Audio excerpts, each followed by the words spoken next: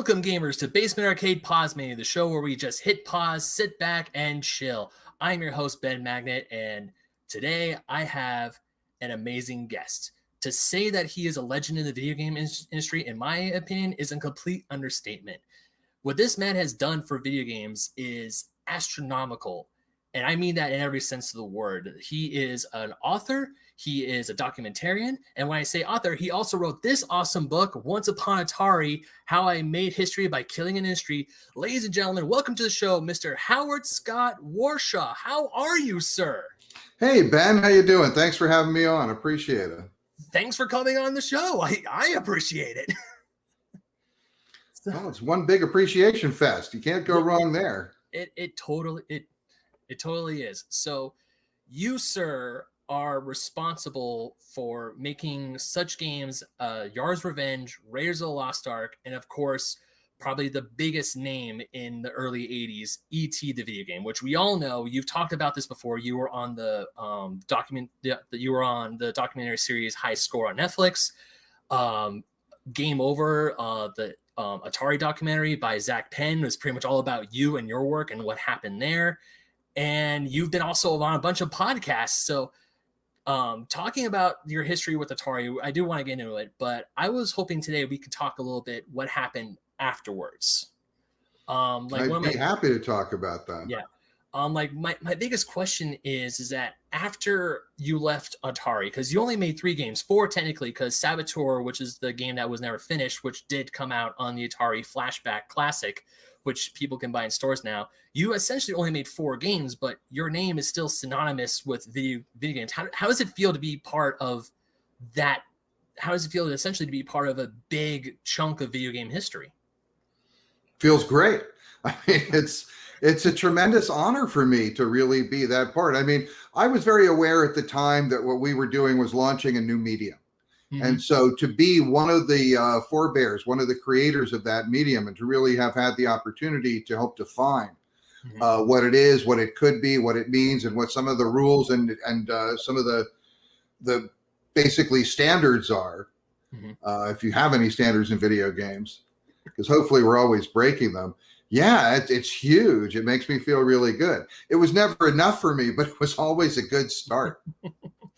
Yeah, and now obviously E.T., when it comes to the game E.T., so unfortunately E.T. is very before my time, but as I was growing up, I would watch YouTubers and especially when I was an impressionable young child, video game television shows, and they would just, to put it bluntly, they would demolish the game. They'd say it's like the worst video game of all time. They would say horrible things about it. When that happened, when E.T. started coming back to light again, say back in the early aughts and late 90s, what were your feelings about it? Were you just like, no, I didn't make a bad game. I did the best I could. I made that thing in 5 weeks. Let me see you make something like that in 5 weeks. Or what was your reaction generally to that? Well, I mean, and I talk about this extensively in the book, of course. It's the idea that E.T. to me was never a failure. Okay. It was never a failure in my eyes. So people could say what they want about it. And, you know, there's a few different aspects to this, right? I mean, first you have people who just like saying it's the worst game in history. That's okay. Everyone's entitled to their opinion. And I always respect a player's opinion. Anybody who's played a game, and if they don't like it, I'm never going to try and tell someone it's a better game than they think or that they should like it. But what I do ask people a lot of times when they go, hey, you made the worst game, I always like to say to them, oh, have you played it? And you'd be amazed how often people say no. And so I say, oh, so what are you basing your opinion on? Right. So that's it, you know, but there's also a lot of people don't like it. A lot of people just didn't like the game, and I get it. There's, you know, I did Saboteur, which was eventually released about 20 years later, right, on the flashback system. So if you think about it, I have the shortest and the longest development time of any game in history, right? I did a 5-week development on E.T. and a 20-year development with Saboteur. Just like I have Yar's Revenge, one of the best games of all time, and E.T., one of the worst games of all time. Yeah. Right? So it's like what I'm about is range. Oh, yeah, you definitely have the range. And to answer your question, I have played E.T. Oh, excellent. Well, I didn't Yeah. hear you complaining about it, so it's No, all no. good. Yeah. Unfortunately, I only played it for about, I want to say maybe 10 minutes. It was at a retro gaming expo here in Southern California in the before times. When we were able to go outside and have fun and all that jazz. And I want to say I definitely, if I ever had the chance, I want to play it again, because I feel that growing up the way I did and growing up watching these shows and these people just criticizing, just saying, I mean, they're doing it for comedy reasons, but they're also doing it because there's like, yeah, the ET is a bad game. And watching all these YouTube videos, I would definitely say I had a very big preconceived notion, because Atari games as a whole, because I was born in '90. I grew up in the 16-bit era and the 32-bit era, and I was there when they went from pixels to polygons. So seeing a game like ET, I mean, by today's standards, the graphics are crude, but this was like what I call the primordial age of retro video games. No one has ever done anything like this before. So I would love to try and play the game again, because when I was playing it, I kept falling into this one damn pit that I was just trying to get out of. I got the part, and then I just tried to go one way, and then ET just kept falling into the pit again. Well, you And see, that was supposed to be part of the gameplay. Like a lot of what's interesting about ET, another interesting thing about ET is that a lot of people complain about the collision detect, but people have done investigations. They've looked at the code, and I'm not the one who said this. I'm quoting other people when they say, but I happen to know it's true, is that the collision detect in ET is literally perfect. Right. It is 100% hardware collision detect. It's impossible for it to make a mistake.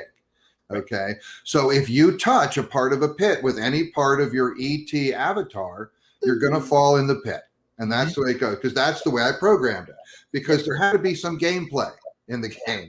So navigating some of these narrow passes and tricky places was part of the gameplay. Now, the fact, if I put a block, if I had a ET and people touched the pit with the block, they would get that, oh, okay, I touched it, so I'm going to fall in. But the graphics on the 2600, which are crude, they were still good enough that people personified the avatars to the point where when they touched something with their head, they figured, no, that's wrong. That's bad collision detect, because I shouldn't fall in with my head. I should only fall in when I touch it with my feet. The idea of head and feet on a 2600 graphic is kind of amazing. Okay, because if you think about it, and I think that's what happened, is that the graphics were so good for a 2600 game that it actually distorted people's perception of how a game should work, and they made the assumption that there's something wrong with the collision detect. Actually, the problem with the game was that it motivated people to really take the characters as literal characters, to the point where they expected real physics to be in play. And because of the three-quarter perspective that we use, it hit people in a place where they didn't expect it to operate that way. So in some ways, you could say the game was too realistic for people to deal with. Yeah. And talking about how, because the graphics, when I say this in the nicest way possible, for a 2600 game, look good. Because when you see ET, you can tell, yes, that's ET. There's Elliot. There's the FBI guy. Compared to a game, say, like Adventure, whereas your character is just a little dot on a screen. And the dragons in that game look like giant ducks. Yeah. I mean, those games were supposed to be more about the play. They were supposed to be about that. And by the way, you don't have to apologize to me. I am not sensitive about criticism with ET. I've heard it all before. And and it's all good. And like I said, the thing is that ET always felt like a success to me, because I knew when I was launching that project in the first place, I was taking an impossible task on. The idea that I delivered, and I believe I delivered a complete full debug game for the 2600. It has some obscure bugs in it here and there, but most of the games that took 6 to 12 months to deliver also have some obscure bugs here and there. I would say it made it all the way through quality assurance. There are some issues with the gameplay, and I understand that. And I did violate what I consider to be the fundamental rule of video game design, which is that it's okay to frustrate players, but you should never disorient them. And it is true that in ET, people do get disoriented occasionally, but I had no tuning time and things like that. So the way I always look at it is I'll put ET up against any other 5-week development on the 2600. No problem. Oh, yeah. And also, like you said, you made a completed, finished game in 5 weeks. Now, obviously, games have games have become 10 times more advanced since back then. But if you look at some debacles that we've had in the past few years, Cyberpunk 2077 being the prime example, whereas when that game was released, it was super buggy, giant patches to fix it, and it's unplayable. Compared to yours, it was done. It's like, yeah, 5 weeks. Right, and they took more than 5 weeks to do the first version of Cyberpunk. Oh, yeah. Of course, they had more than one person working on it, too. True. Yeah, very, very true.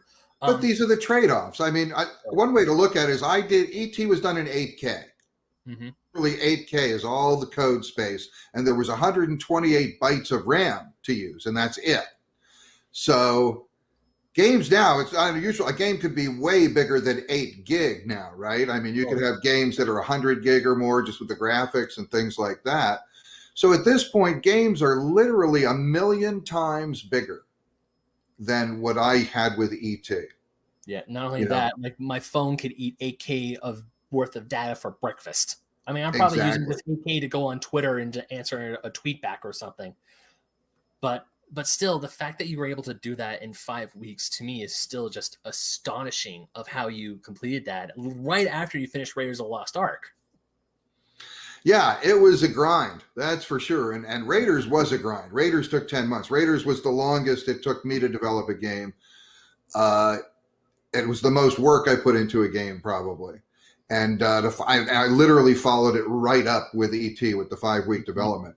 But, you know, making a game in 5 weeks it's not a programming problem. It's a design problem. So my goal was to design a game I could do in 5 weeks and see how good it is. Normally, you start off with an idea for a game and you see how long it takes to make it good. So in this case, I had a time limitation. I was trying to do the most game that I could in that time frame. If I had a little more time, would I make some things different? Probably. But in fact, I have a whole chapter in the book that's all about, you know, if I had more time, I break it down into if I had 1 day more, if I had 1 week more. If you think about the fact that if I had 4 more days, that's like a 10%. That's more than a 10% increase in the overall schedule, right? So, yeah. And if I had months more, if I really had a lot more time, I probably would have done the game. Yeah. But this was a game that I knew I could do in that time frame. So, you know, and I'm a big fan of delivering what you promise. Yep, and I would say you definitely delivered on that promise. Now trying to scooting away from ET for a little bit. Sure.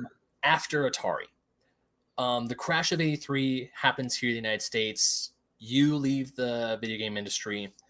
I'm curious because after you left the industry, did you keep an eye on video games? Like, say, 1985, when the Nintendo Entertainment System hit our shores. Were you like curious? Did you play video games after Atari, or was your time at Atari and what happened after the crash just so? Were you just like, I'm done with video games for the rest? I don't want to look at them ever again. No, I was definitely not done with video games. I always kept an eye on video games. I didn't always have the latest game system, but I did play games. I got back into games, you know, years later. Okay. But after Atari, I was kind of depressed. I was in sort of a wasteland because the thing that Atari gave me that was most valuable to me was the opportunity to use, but I mean, some people are more creative focused and creative type people who are more right brained. And some people are more super analytical math types and logic types, and they're more left brained. And the thing is, I'm kind of both. I've always been really very much a right brain, left brain balanced kind of person. For someone who's as imbalanced as I am, that's one balance I've always maintained. So the thing is, I like the idea of something that is a real technical challenge, which has to have a lot of moving pieces working in the right way in the right time, manage a complex system, which is a very left brain kind of thing.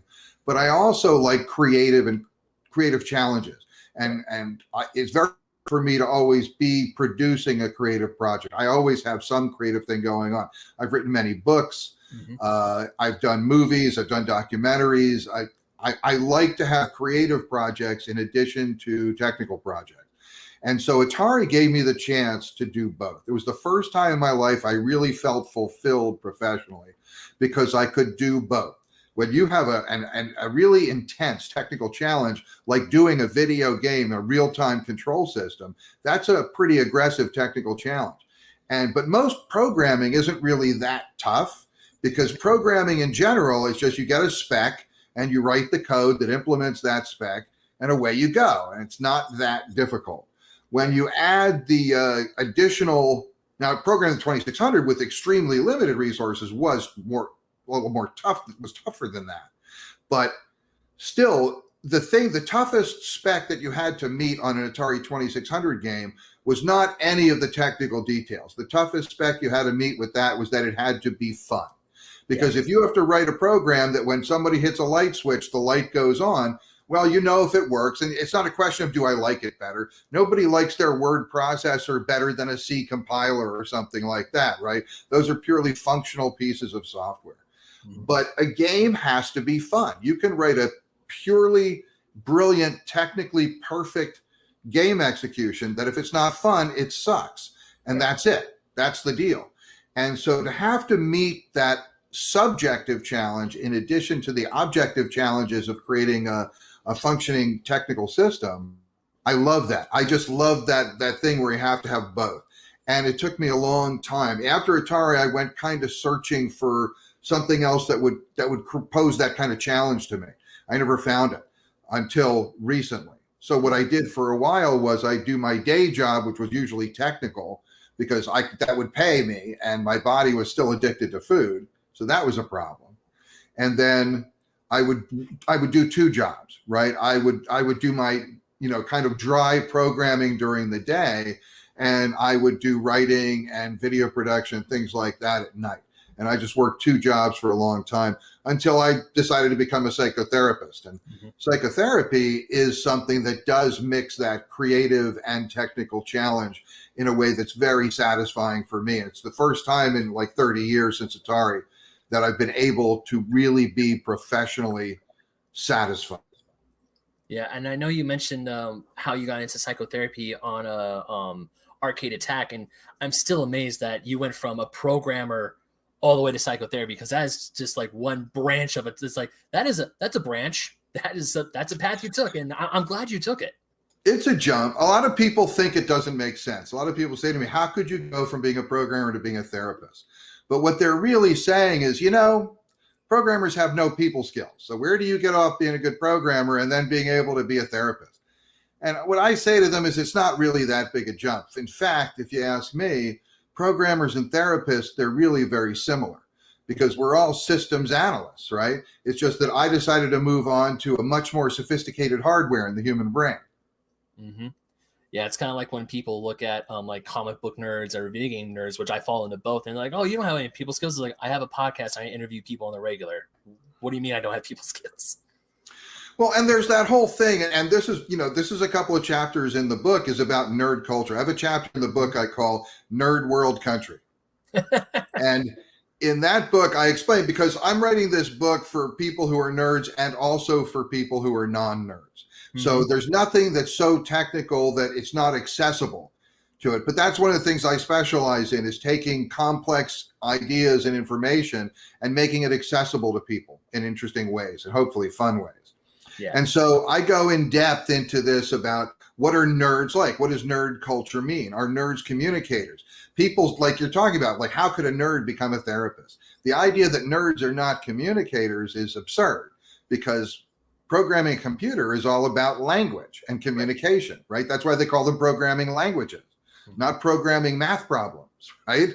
So, but programmers like to communicate in a very specific way, and most people don't tune into that. So they call programmers bad communicators because they don't communicate well with programmers. But programmers are actually extremely skilled communicators. Unfortunately, they're also very picky about how they communicate with other people. And if you don't match their expectations, they get very upset with you, and they express that very freely because they feel empowered to do so. And this creates a lot of conflict, particularly with people from marketing. Right. Oh, yeah. You mentioned about how because since you were a software engineer at Atari, you and marketing would just like butt heads on like what exactly to do. We would butt heads. Actually, I butted heads less with marketing than most programmers did. In fact, I worked with marketing a lot more because I also have a degree in economics in addition to my technical background. So I had more of that kind of background than most programmers do. So I was more sympathetic to the problems that marketing had. I was very dismayed to find out they didn't have much sympathy for the problems that I faced and what went on. At least that was my opinion then.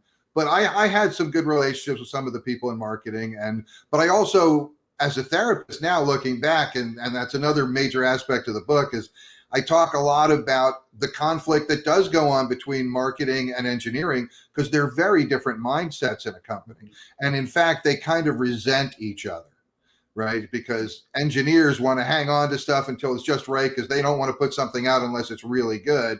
And marketing people just want something to sell because they know that something sold gets you more money than something that isn't selling.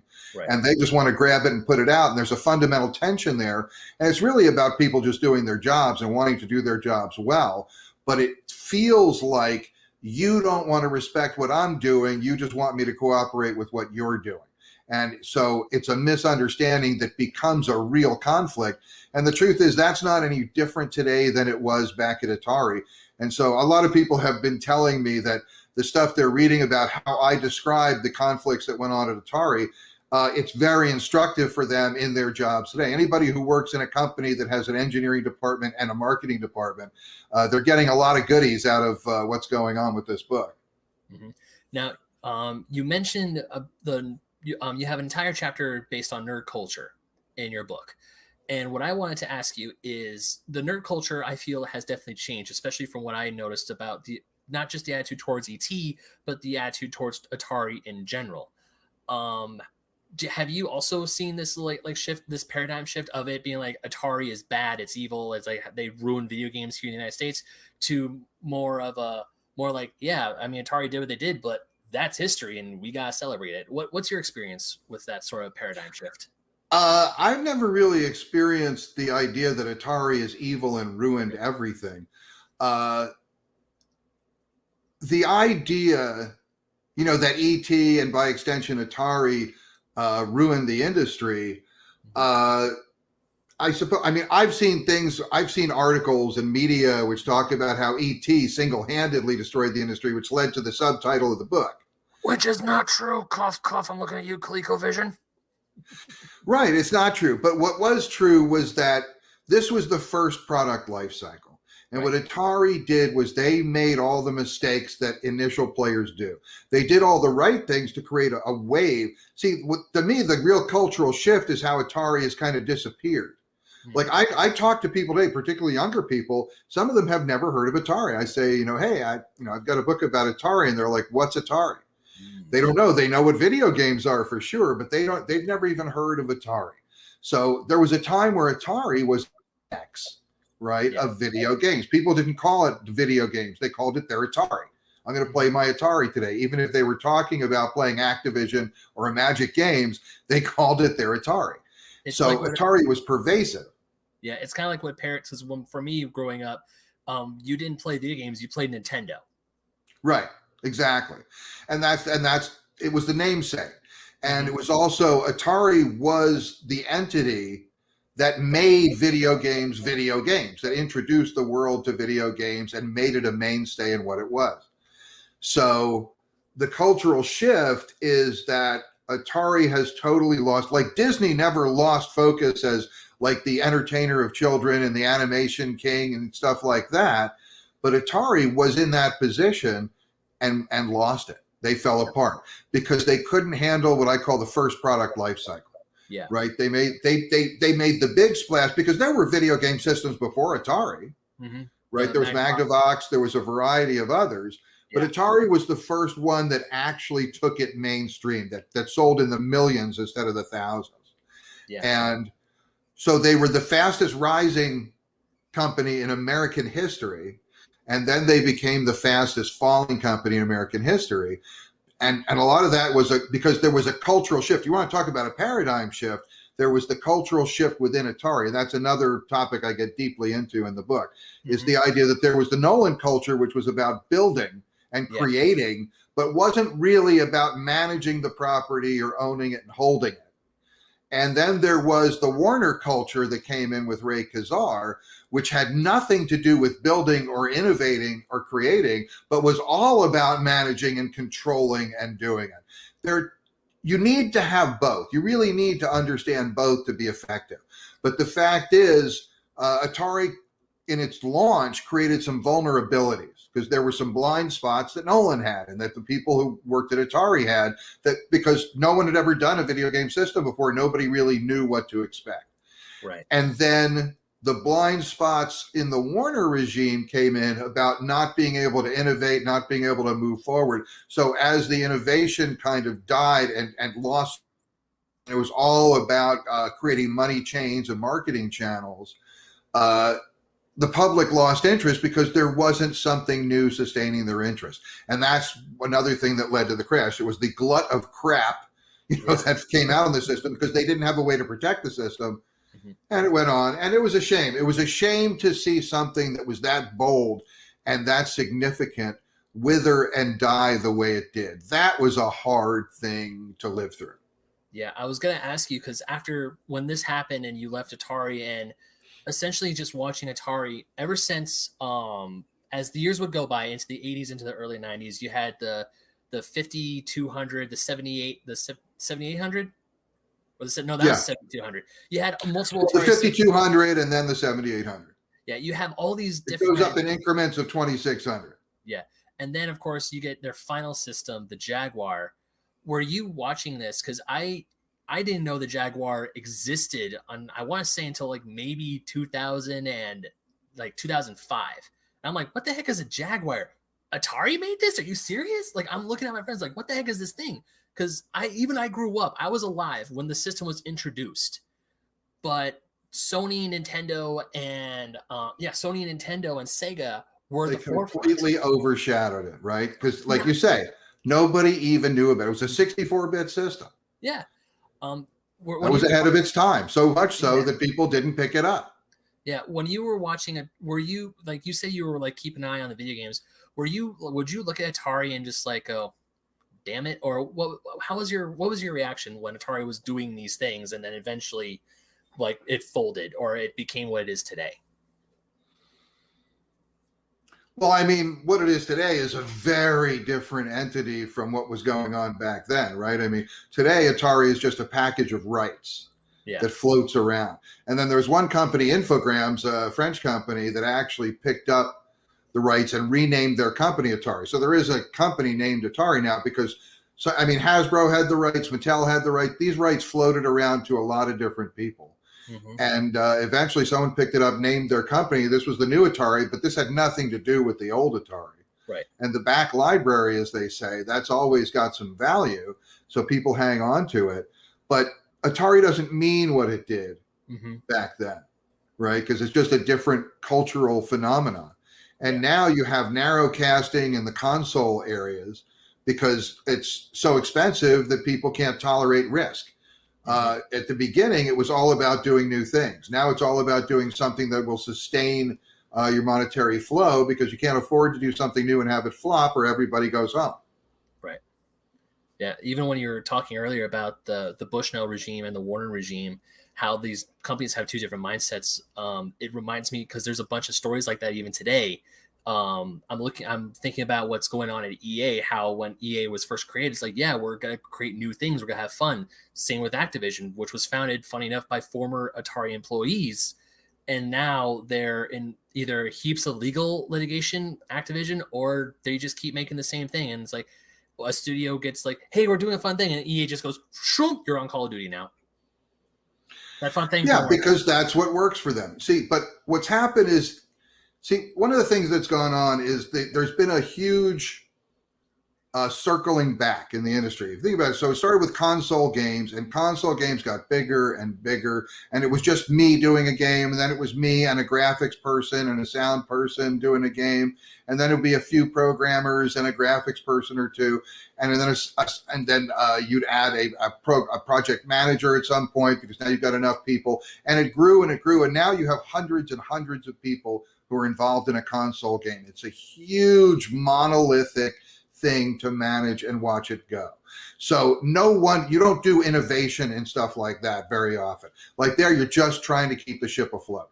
Okay. Yeah. And so, but now there's handheld gaming, right? Now phone apps and things like that have created this opportunity for one person or a very small team of people to be able to do something fresh and innovate. And it doesn't cost millions and millions of dollars to do. So you can afford to take risks and take chances and find new things. That's where the innovation lives.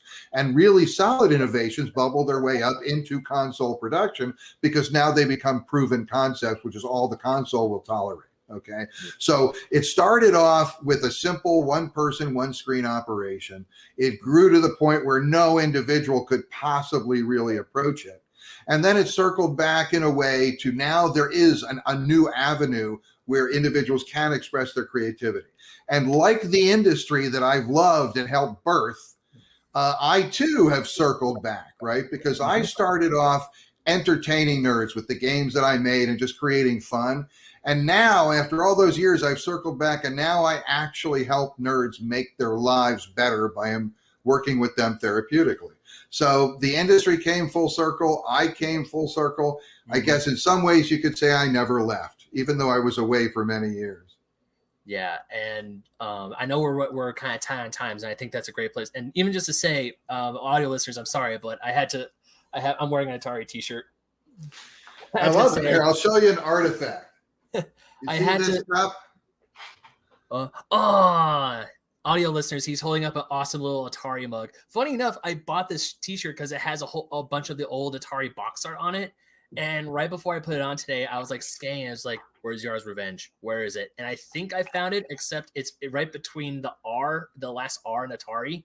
So it's like you could see the orange outline, but you don't see the box. Well, I've got Yar's right over here, but this cup was on my desk at Atari when I was doing Yar's Revenge and all those games. So this is my one relic that I have saved for all the years. But the main relic that I've produced now is Once Upon Atari. And anybody who's in the industry or thinking of going into the industry, the feedback that I keep getting is simply that if you're involved with video games, you need to read this book. And if you're not involved with video games, you'll still enjoy the book. But if you're a game nerd, this has what you're looking for. Yeah, I call myself an amateur video game historian. The early 80s, with even the 70s, the crash, what happened with the console wars in the 90s, that's like my favorite era researching and just reading about. So of course, when I heard about this book, I was like instantly on my Amazon wish list. And once I had some money, I was like, cool, bought it, and it came in a few days ago. So I'm definitely gonna I'm probably gonna like blaze through this on a weekend. That's how fast I read sometimes. Excellent. Well, yeah. When you're through it, let me know. Maybe we'll come back and we can actually, you can do a review. I would love to do that. Sir, you have an open invitation. If you ever want to come back on, once I'm done reading that book, I'll send you another email. Be like, you want to come back on and talk about it? Because I'm probably be like reading this and have my legal pad next to me with like, hey, there's a question I could ask. Because I was in preparation for this. I was listening to your other shows. It's like, okay, what question has no one asked him that I can ask him? Well, this has been great, Ben. I really appreciate it. And I really enjoyed the questions, and it was great talking with you. It was awesome talking with you. I can't wait to get into the book. Thank you again so much for coming on. And once again, thank you for all that you did. Just to like, I'm not worthy of you even more. The 3 Atari 2600 games I plan to own even though I may never own a 2600 in my life, I just want to keep these games for preservation purposes. Are Yar's Revenge, Adventure, and E.T. 2 of your games. Wow. Well, it's a great honor. Thank you. I really appreciate that. Yeah, every time I go to stores that sell 2600 games, I'm like, where's Yar's? Where's Yar's? Because Yar's is the one I want first. There's a little board game we play called Moonrakers, and I call my ship the Yar's Revenge because it looks like a little Yar's. Yar's has always got a special place in my heart. That's for sure. Yeah. I mean, it's my favorite game. It was my first game. And as I like to say, a friend of yours is a friend of mine. So it's all good. Awesome. Well, once again, Howard, thank you again so much for coming on. This has been great. I wish we had more time, but unfortunately we don't, but that's totally fine. Thank you again. And for now, let us unpause. Hey everyone, Ben Magnet here. Thank you again so much for watching and or listening to this latest episode of Base Arcade Pause Menu, where I sat down with legendary game designer Howard Scott Warshaw.